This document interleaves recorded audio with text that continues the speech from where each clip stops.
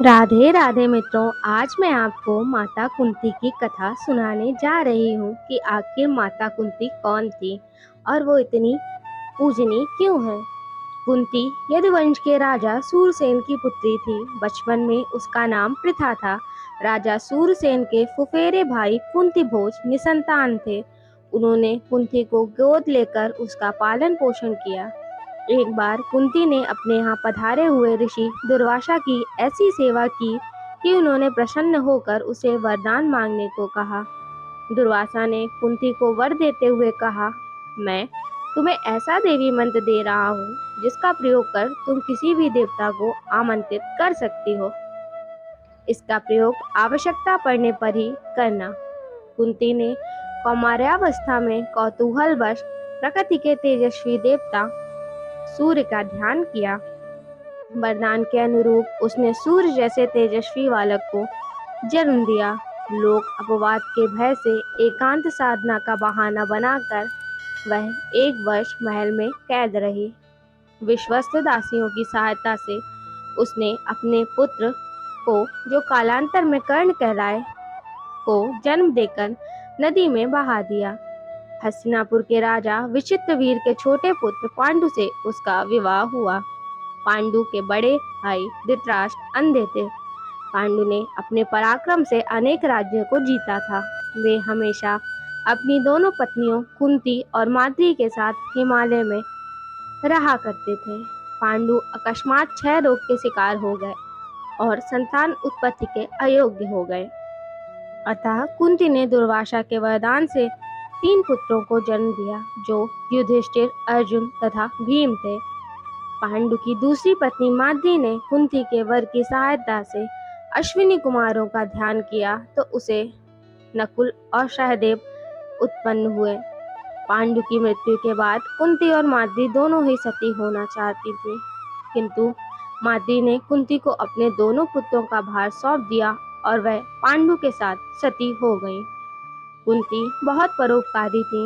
एक बार एक ब्राह्मण ने कुंती को नरभक्षी बकरा राक्षस के अत्याचार के बारे में बताकर उससे मुक्ति का उपाय पूछा। कुंती ने भीम को उस राक्षस का संहार करने को भेजा और शक्तिशाली भीम ने उस राक्षस को मार डाला।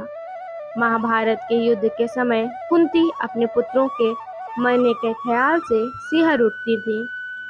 उसने कृष्ण की सहायता से दुर्योधन को संधि प्रस्ताव भेजा था ताकि युद्ध ही न हो, किंतु दुर्योधन ने उसे ठुकरा दिया था।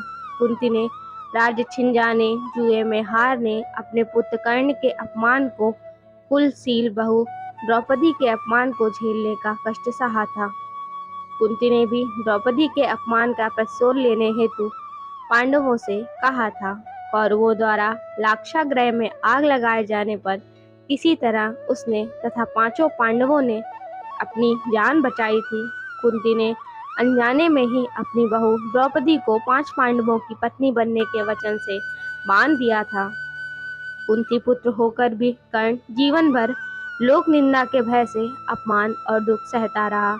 अपने पुत्र कर्ण की अपमानजनक दशा को देखकर कुंती भी बहुत रोती थी।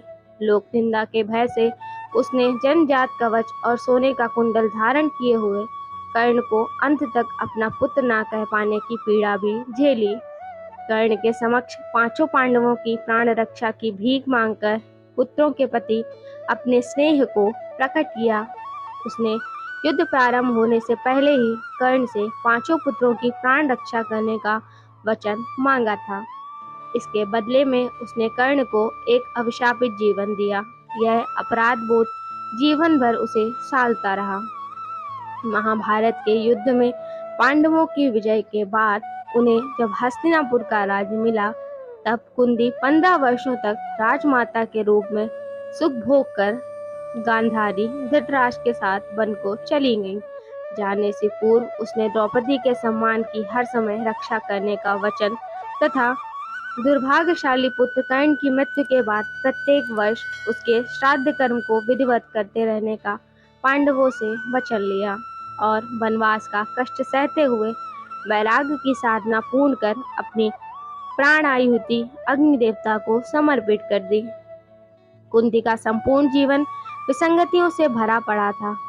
अनजाने में सूर्य का आह्वान कर उसने सूर्यपुत्र कर्ण को जन्म तो दे दिया, किंतु उसे पुत्र न कह सकी। कर्ण अभिशप्त जीवन जीता रहा। कर्ण को अभिशप्त जीवन जीते देख इसी पीड़ा में आजीवन घुलती रही। अपने समस्त पुत्रों के बदले में कर्ण का बलिदान उसके लिए बहुत कष्टदायक था। उसने समय और परिस्थिति के अनुरूप अपने विचारों और कर्मों में संतुलन बनाए रखा।